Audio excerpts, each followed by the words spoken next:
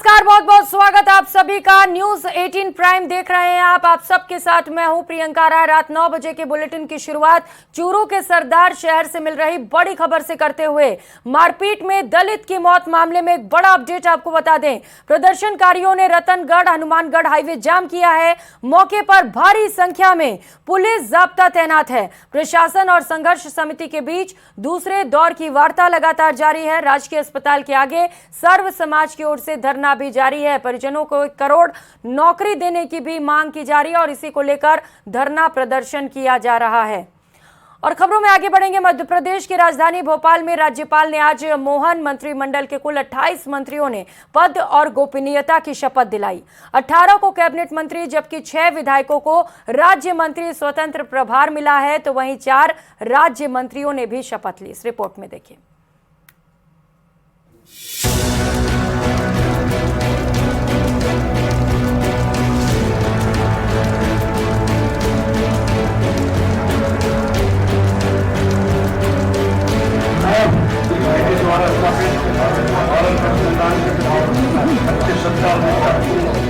मध्य प्रदेश के CM doctor Mohan Yadav के मंत्रिमंडल का गठन आखिरकार हो ही गया। राज्यपाल मंगूभाई पटेल ने 28 मंत्रियों को शपथ दिलाई। राजभवन में आयोजित कार्यक्रम में मंगूभाई पटेल ने मंत्रियों को पद और गोपनीयता की शपथ दिलाई।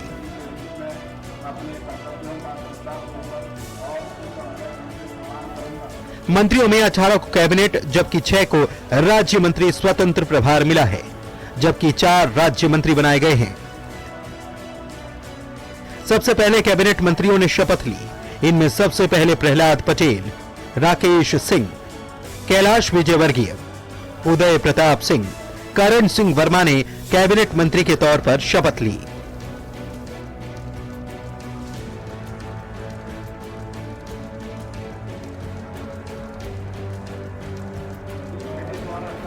इसके बाद गोविंद सिंह राजपूत, विजय शाह, विश्वास सारंग, तुलसी सिलावट, एदल सिंह कंसाना ने कैबिनेट मंत्री पद की शपथ ली।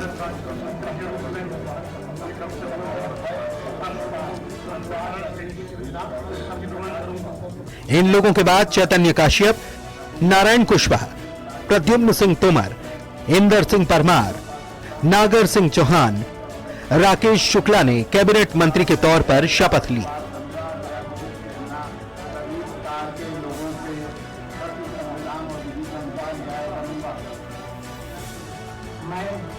संपतिया उइके को राज्यपाल ने अकेले कैबिनेट मंत्री पद की शपथ दिलाई।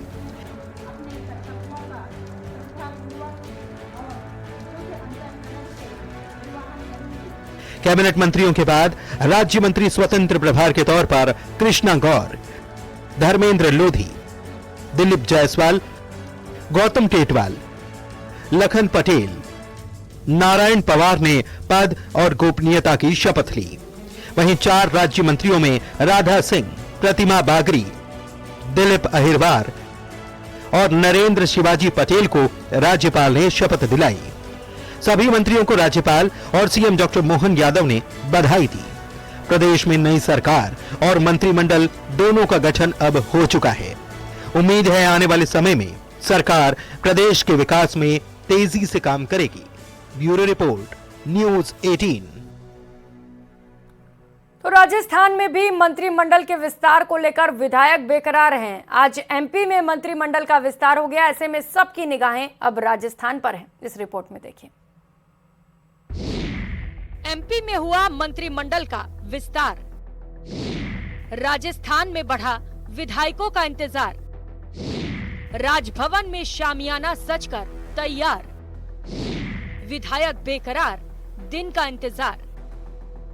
3 राज्यों में बीजेपी की सरकार बनने के बाद छत्तीसगढ़ और मध्य प्रदेश में मंत्रिमंडल का विस्तार हो चुका है।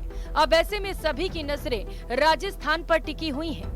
अगले 2 दिन में राजस्थान में भी मंत्रिमंडल के विस्तार के आसार जताए जा रहे हैं। तो वहीं ऐसी भी खबरें आ रही हैं कि मंत्रियों के शपथ को लेकर राजभवन में शामियाना भी तैयार हो गया है। एमपी में मोहन यादव कैबिनेट में 28 विधायकों ने मंत्री पद की शपथ ली है, जिसके बाद से अब ये भी चर्चा तेज हो गई है कि भजन कैबिनेट में कितने मंत्रियों को शपथ दिलाई जाएगी। मिली जानकारी के अनुसार राजस्थान में पहले एक छोटा मंत्रिमंडल आएगा, जिसके बाद इसका विस्तार किया जाएगा। मंत्रिमंडल छोटा ही होगा, लेकिन इससे बीजेपी हर वर्ग और हर क्षेत्र को साधने की कोशिश करेगी। साथ ही लोकसभा चुनाव को लेकर भी मंत्रिमंडल का खाका तैयार किया जाएगा। रविवार को श्रीगंगानगर के दौरे पर बीजेपी के प्रदेश अध्यक्ष सीपी जोशी ने भी कुछ ऐसे ही संकेत दिए।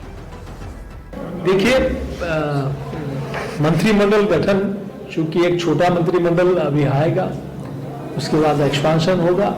मैं सोचता हूं भारतीय जनता पार्टी हर वर्ग को, हर क्षेत्र को साधते हुए ये काम होगा। बीजेपी प्रदेशाध्यक्ष सीपी जोशी के ऐलान के बाद की शुरुआत में मंत्रिमंडल छोटा होगा और बाद में इसका विस्तार होगा। इसका मतलब साफ है कि लोकसभा चुनाव में विधायकों की परफॉर्मेंस को आधार बनाकर पार्टी फिर मंत्रिमंडल का विस्तार करेगी। सूत्रों की माने तो राजस्थान में 12 कैबिनेट और 4 राज्य मंत्री बनाए जाने के आसार हैं और मंत्रियों के शपथ लेने के 24 से 48 घंटे के अंदर पोर्टफोलियो तय हो जाएंगे। बीजेपी के मंत्रिमंडल में 2024 के लोकसभा चुनाव को लेकर सोशल इंजीनियरिंग पर जोर रहेगा। बीजेपी दलित और महिला चेहरे के साथ साथ युवाओं पर भी फोकस रहेगा। साथ ही मंत्रिमंडल में कई चौंकाने वाले नाम भी हो सकते हैं। साथ ही माना जा रहा है कि मध्य प्रदेश सरकार की तरह राजस्थान में भी बीजेपी जातिगत समीकरण का पूरा ख्याल रखेगी। एमपी में 28 मंत्रियों में ओबीसी वर्ग से 12 मंत्री, सामान्य श्रेणी से 8 मंत्री, अनुसूचित जाति से 4 मंत्री, अनुसूचित जनजाति से 4 मंत्री शामिल किए गए हैं। ऐसे में अब राजस्थान में भी इसी तरह का ब्लूप्रिंट दिख सकता है। ये लगातार चुनाव तो जनता जिताती है। मैं तो एक साधारण कार्यकर्ता के रूप में काम करता हूं और ये विषय पार्टी संगठन का और आदरणीय मुख्यमंत्री जी का है। पार्टी जो काम देगी सबको करना है और हम पार्टी की नीतियों के आधार पर काम करते हैं और करते रहेंगे। होई यही वही जो राम रचि राखा, को करी तर्क बढ़ावे शाखा। तो जो प्रभु ने लिखा होगा वो होगा और जो होगा वही जो अच्छा होगा। देखिए, विधायकी में प्रसन्न हूँ और जो बनेंगे वो अपने ही परिवार के लोग बनेंगे। भारतीय जनता पार्टी परिवार में से बनेगा और जो बनेंगे उनके साथ मिलकर चौं ओर का विकास करेंगे और संपूर्ण राजस्थान में जो सुशासन का दिवस से आज सुशासन प्रारंभ हो चुका है। भारतीय जनता पार्टी के जो मंत्रिमंडल जो बनेगा वो सब मिलकर पूरे क्षेत्र का कार्यकर्ताओं के साथ हम विकास करेंगे। वहीं जैसे जैसे मंत्रिमंडल के विस्तार में देरी हो रही है, वैसे वैसे विधायकों की बेकरारी भी बढ़ती जा रही है। तो वहीं कई विधायकों के चेहरे पर कॉन्फिडेंस भी झलक रहा है। माना जा रहा है कि बीजेपी नए चेहरों के साथ मंत्रिमंडल के गठन में तजुर्बे को भी तरजीह दे सकती है और भजन लाल कैबिनेट में नए और पुरानों का गुड मिक्स दिखाई देगा। साथ ही जिन लोकसभा सीटों पर भाजपा कमजोर है, उन क्षेत्रों में मंत्री ज्यादा बनाए जा सकते हैं। मंत्रिमंडल के गठन की पूरी तैयारी है ऐसा मुझे लगता है। जो होमवर्क इसमें होना चाहिए वो सारा हो चुका है। केंद्रीय स्तर पे, माननीय प्रधानमंत्री स्तर पे, राष्ट्रीय अध्यक्ष स्तर पे सब कुछ चर्चाएं जैसा हम देख रहे हैं मीडिया के माध्यम से भी और वैसे भी देख रहे हैं, हो चुका है सारा कुछ। केवल घोषणा और शपथ ग्रहण विधि बाकी है।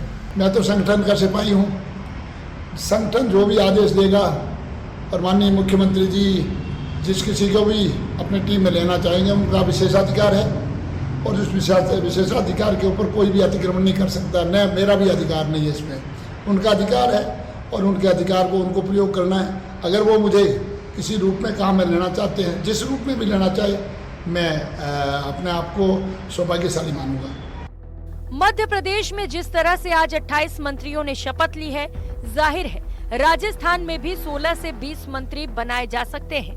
भजन लाल कैबिनेट में जातीय और क्षेत्रीय संतुलन को भी साधने की पूरी कोशिश होगी। एसएससी के साथ ओबीसी चेहरों को भी ज्यादा तवज्जो मिल सकता है ताकि मंत्रिमंडल संतुलित हो और हर क्षेत्र, हर इलाके का इसमें प्रतिनिधित्व दिखाई पड़े। मध्य प्रदेश में आज मोहनलाल यादव कैबिनेट का शपथ ग्रहण हो चुका है। ऐसे में अब निगाहें राजस्थान पर टिकी हैं। राजभवन में तैयारियां मुकम्मल हैं और जैसे ही दिल्ली से मुख्यमंत्री भजन लाल को हरी झंडी मिलेगी, वो राजभवन में अपनी कैबिनेट को शपथ ग्रहण करवाने के लिए पहुंच जाएंगे। अगले 2 दिन महत्वपूर्ण है और माना यही जा रहा है कि भजन लाल कैबिनेट 27 दिसंबर को शपथ ग्रहण कर सकती है। बाबूलाल धायल, न्यूज़ 18, जयपुर। तो वहीं पुंछ जिले के पुलिस स्टेशन मंडी रोड पर आतंकियों ने सैन्य वाहन पर हमला किया था। इस हमले में देश के 5 जवान शहीद हो गए थे। इनमें उत्तराखंड के पौड़ी जिले के कोटद्वार के रहने वाले 29 साल के राइफलमैन गौतम कुमार और चमोली जिले के बमियाला गांव के वीरेंद्र सिंह भी शामिल थे। आज दोनों बलिदानियों के पार्थिव शरीर सेना के विमान से देहरादून एयरपोर्ट पहुंचाए गए। सेना ने दोनों शहीदों को गार्ड ऑफ ऑनर दिया। इसके अलावा कानपुर में शहीद करण यादव को भी अंतिम विदाई दी गई। वहीं शहीद जवान चंदन कुमार का पार्थिव शरीर नवादा के हिसुआ पहुंचा, जहां उनको अंतिम विदाई दी गई।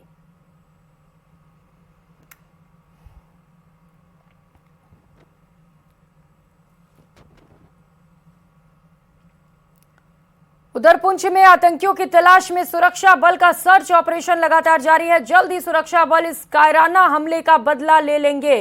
पुंछ में सेना के जवान हर मोर्चे पर डटे हैं और पूरे इलाके में तलाशी भी की जा रही है। तो लगातार सर्च ऑपरेशन जारी है। ये 4 अलग अलग तस्वीरें आपको दिखा रहे हैं, जहां पर कायराना हरकत आतंकियों की ओर से की गई, जहां पर सेना के जवान शहीद हुए और इसी मामले को लेकर सर्च ऑपरेशन किया जा रहा है। जंगल में घेरेबंदी की तस्वीर आप देख पा रहे हैं। संदिग्धों से लगातार पूछताछ की जा रही है। जो वाहन वहां से गुजर रहे हैं उन्हें रोककर भी सघन जांच किए जा रहे हैं। तो वहीं हेलीकॉप्टर से भी, क्योंकि ये जंगल का पूरा क्षेत्र है, तो हेलीकॉप्टर से भी लगातार आतंकियों को ढूंढने की कोशिश की जा रही है। चप्पा चप्पा जवानों की ओर से छाना जा रहा है, जिससे कि जल्द से जल्द जो आतंकी हैं उन्हें गिरफ्तार किया जा सके।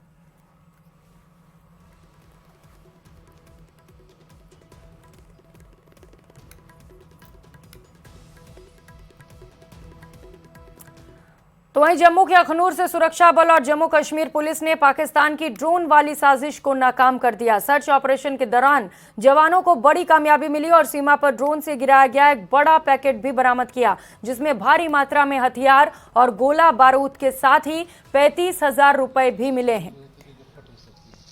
तो जम्मू कश्मीर में सेना को यह बड़ी सफलता मिली है। पाकिस्तान की ओर से एक और नापाक हरकत, जहां पर ड्रोन वाली साजिश रची गई थी, लेकिन सेना ने इसे नाकाम साबित कर दिया है। भारतीय जवानों ने ड्रोन को मार गिराया, साथ ही साथ बड़े पैमाने पर हथियार भी बरामद किए हैं और 35,000 रुपए नकद भी मिले हैं।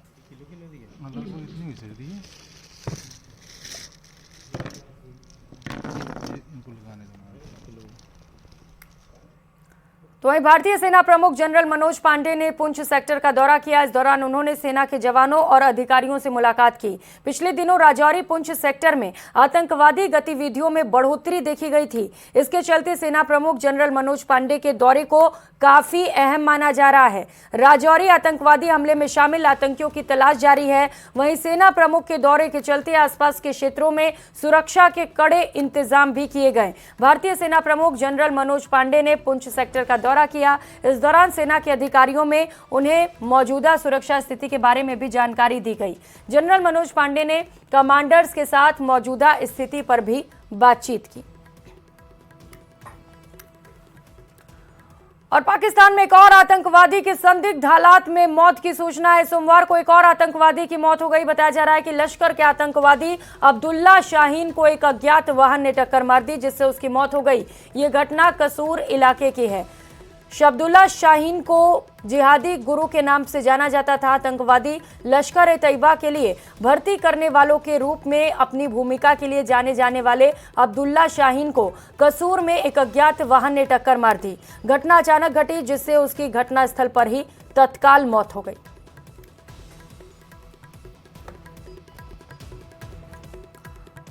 और खबरों में आगे बढ़ते हुए टीएमसी सांसद कल्याण बनर्जी ने एक बार फिर से उपराष्ट्रपति जगदीप धनखड़ की नकल उतारी। कल्याण बनर्जी ने पश्चिम बंगाल के हुगली में एक सभा में संबोधन के दौरान उपराष्ट्रपति का दोबारा अपमान किया और उनकी मिमिक्री की, जिसका वीडियो अब तेजी के साथ वायरल हो रहा है। संबोधन के दौरान कल्याण बनर्जी ने उपराष्ट्रपति जगदीप धनखड़ की नकल करते हुए इसे मौलिक अधिकार बताया और साफ तौर पर कहा कि वो एक बार नहीं बल्कि बार बार और 1000 बार मिमिक्री करेंगे।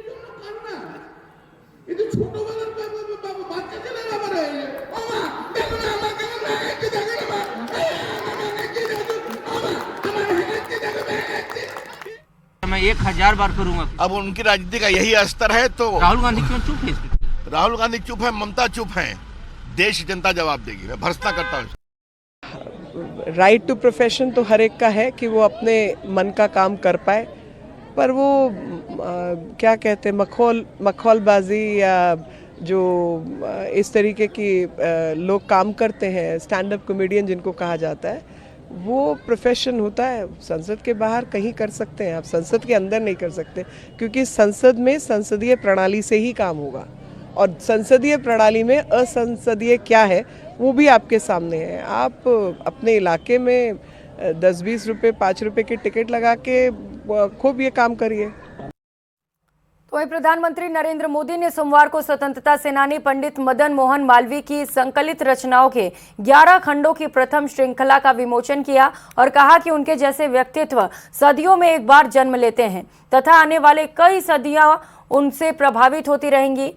महामना मालवीय की 162वीं जयंती के अवसर पर यहां स्थित विज्ञान भवन में आयोजित एक कार्यक्रम को संबोधित करते हुए प्रधानमंत्री ने कहा, भारत की कितनी ही पीढ़ियों पर महामना का ऋण है। वो शिक्षा और योग्यता में उस समय के बड़े से बड़े विद्वानों की भी बराबरी करते थे। वो आधुनिक सोच और सनातन संस्कारों का संगम थे। और खबरों में आगे बढ़ेंगे। अयोध्या में भगवान श्री राम की प्राण प्रतिष्ठा कार्यक्रम को लेकर तैयारियां जोरों पर हैं। 22 जनवरी को राम मंदिर में रामलला की प्राण प्रतिष्ठा होगी। रामनगरी में इस प्राण प्रतिष्ठा महोत्सव के लिए तैयारियां अंतिम चरण में हैं और उसी रफ्तार से मंदिर निर्माण का कार्य भी जारी है। राम मंदिर का निर्माण का काम भी अपने अंतिम दौर में है। राम मंदिर की पहली मंजिल करीब करीब तैयार है और अगले महीने भव्य मंदिर की प्राण प्रतिष्ठा होते ही मंदिर की दूसरी और तीसरी मंजिल को बनाने के काम में और तेजी लाई जाएगी। इस रिपोर्ट में देखिए।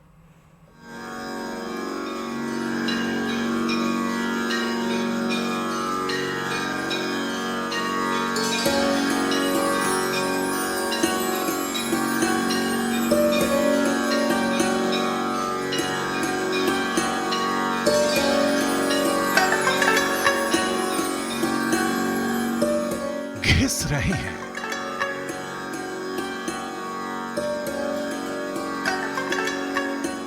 मशीन की धार सहकर खुशी खुशी पिस रहे हैं।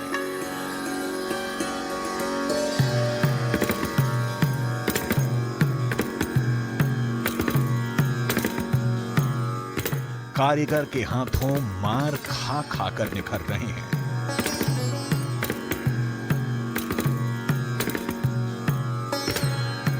ये पत्थर अब बस दिन गिन रहे हैं।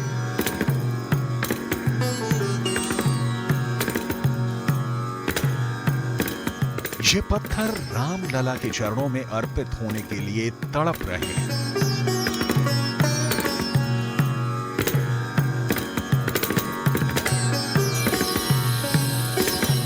ये पत्थर राम मंदिर की दीवारों में हमेशा हमेशा के लिए समा जाने का इंतजार कर रहे हैं।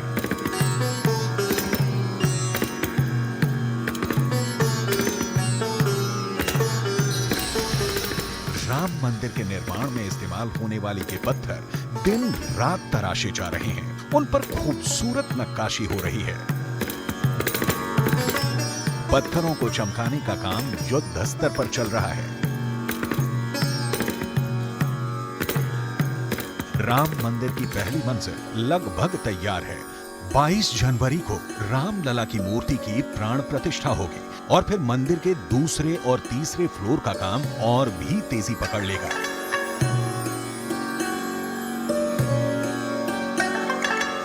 राम मंदिर निर्माण के लिए एक एक पत्थर, एक एक कारीगर और एक एक मजदूर का योगदान है। और यहां पर आप देखें कि पत्थर को सजाने, संवारने और उसको चमकाने का काम चल रहा है। हमारे साथ में प्रमोद मजूमदार साहब हैं। ये जो पत्थर क्या सेकंड और थर्ड फ्लोर के लिए? ये सेकंड और थर्ड फ्लोर के लिए जैसा मंदिर का डिजाइन निर्धारित है, उस मंदिर के डिजाइन के अनुसार इसको पत्थर को वहां लगाया जाएगा।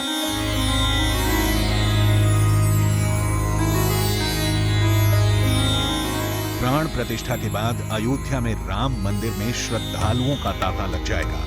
पांव रखने की भी जगह नहीं मिलेगी।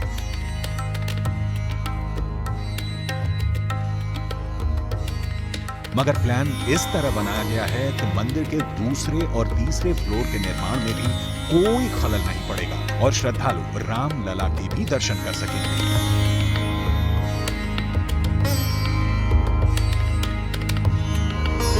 इनमें हर एक पत्थर जब राम मंदिर के निर्माण का हिस्सा बन जाएगा तब अनु भाई सोमपुरा का बरसों का इंतजार खत्म होगा। अनु भाई सोमपुरा वो शख्स है जिन्होंने 1990 में राम मंदिर के निर्माण के लिए आए पत्थरों की पहली खेप तराशी थी। गुजरात के अनु भाई सोमपुरा की निगरानी में ही अयोध्या में पहली बार पत्थर आए थे और उन्हें तराशने का काम शुरू हुआ था। जब राम मंदिर आंदोलन ने जोर पकड़ा ही था, अनु भाई सोमपुरा ने तभी अयोध्या में मंदिर बनवाने का प्रण ले लिया था।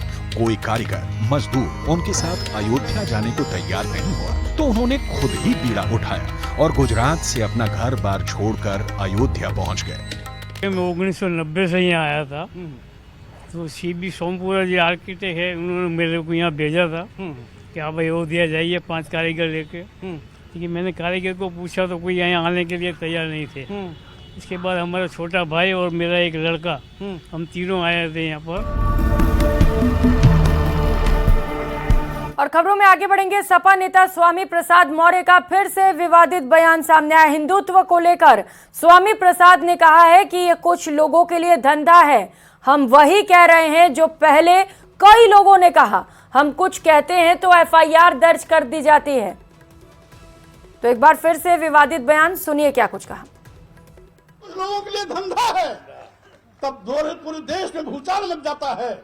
लेकिन वही चीज अगर मोहन भागवत जी कहते हैं, माननीय प्रधानमंत्री नरेंद्र मोदी जी कहते हैं, माननीय गडकरी जी कहते हैं, तो किसी की भी भावना आहत नहीं होती। अगर वही चीज स्वामी प्रसाद मौर्य कह देते हैं तो लोगों की भावना इतनी कमजोर होती है कि उनकी भावनाएं आहत हो जाती। क्या विडंबना है। माननीय सर्वोच्च न्यायालय ने 1995 में कहा तो किसी भी धर्माचार्य ने कोई टिप्पणी नहीं की, लेकिन अगर वही चीज स्वामी प्रसाद मौर्य के मुंह से निकल जाती है तो पूरे देश में एफआईआर की झड़ी लग जाती है। क्या विडंबना है। आखिर हम क्या कहते हैं? हम तो वही कहते हैं जो भारतीय संविधान कहता है। अनुच्छेद 14 में सब क्लास में स्पष्ट है कि वर्ण, धर्म, वर्ण, जाति, लिंग, जन्म स्थान के आधार पर किसी के साथ कोई भेदभाव नहीं किया जा सकता।